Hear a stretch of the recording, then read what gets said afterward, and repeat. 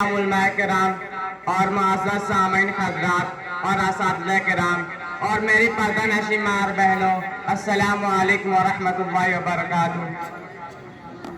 الحمدللہ رب العالمین والصلاة والسلام علی رسول الکریم، اما بعد، وقال اللہ تبارک وتعالی فی القرآن المجید، اعوذ باللہ من الشیطان الرجیم، بسم اللہ الرحمن الرحیم۔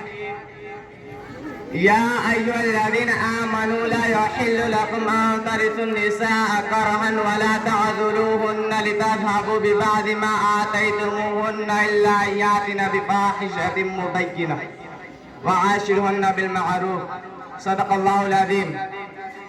صدر محترم، اساتذہ کرام اور مہمان اعظام اور سامعین کرام، آج کی اس مجلس میں میری تقریر کا عنوان ہے عورتوں سے حسن سلوک۔ حاضرین مجلس، انسانی زندگی اور انسانی معاشرہ کی بنیاد مرد عورت کے پاکیزہ تعلقات پر ہے۔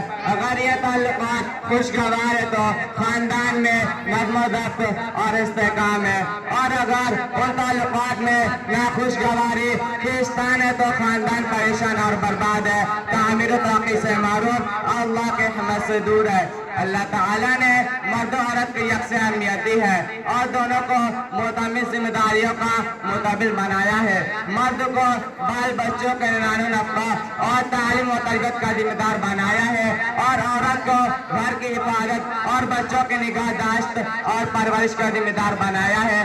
یہ دونوں اپنے اپنی ذمہ داریوں کے بارے میں اللہ کے ہاں جواب دہ ہوں گے۔ میرے محترم بزرگوں اور دوستوں، میاں بیوی دونوں کے برابر کے حقوق اور فرائض کا ذمہ دار قرار دینے کے باوجود اللہ تعالیٰ نے شوہر کو بیوی پر معمولی فضیلت عطا کی ہے، اور اس کی وجہ سے دوسری آیت میں وعدہ کی ہے کہ مرد پر بیوی بچوں کی کفالت کی ذمہ داری ہوتی ہے، اور فطری بات یہ ہے کہ کفیل ذمہ دار کو دیر کفالت افراد کو برتری ہے۔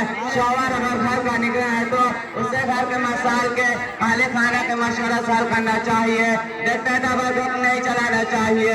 میری ماں اور بہنوں، گھر کے لوگوں کی عزت و احترام کرنا چاہیے اور ان کے بارے میں اللہ رسول اللہ صلی اللہ علیہ وسلم کی ہدایات کی پابندی کرنی چاہیے۔ اسلام سے پہلے عرب کے سماج میں بلکہ دنیا کے دوسروں حصوں میں عورتوں کی عزت و احترام کا مستحق نہیں سمجھا جاتا تھا، ان سے بدسلوکی کی جاتی تھی، ان پر ظلم کیا جاتا تھا، ان کے مال و جان پر ناجائز قبضہ جمایا جاتا تھا۔ اسلام نے جاہلیت کے اس غیر انسانی عمل کو ختم کر دیا اور عورت کو یکساں عزت و احترام کا مستحق قرار دیا۔ خاص طور پر بیوی کی عزت و تکریم کو بہت پاکیزہ اور بلند مرتبہ تک پہنچا دیا اور ان کے ساتھ حسن سلوک کی بڑی تاکید کی۔ رسول اللہ صلی اللہ علیہ وسلم نے عورتوں سے حسن سلوک کرنے اور ان کی عزت و تکریم کو مردوں کی شہوت کا معیار بنایا ہے۔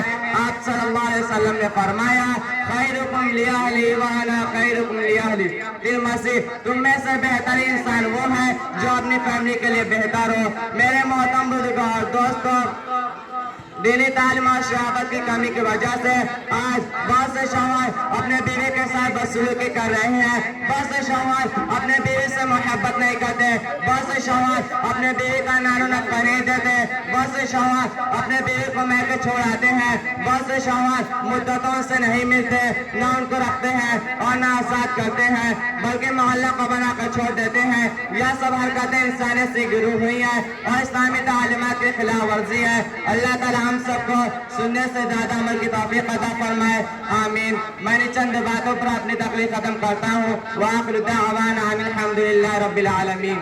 السلام علیکم۔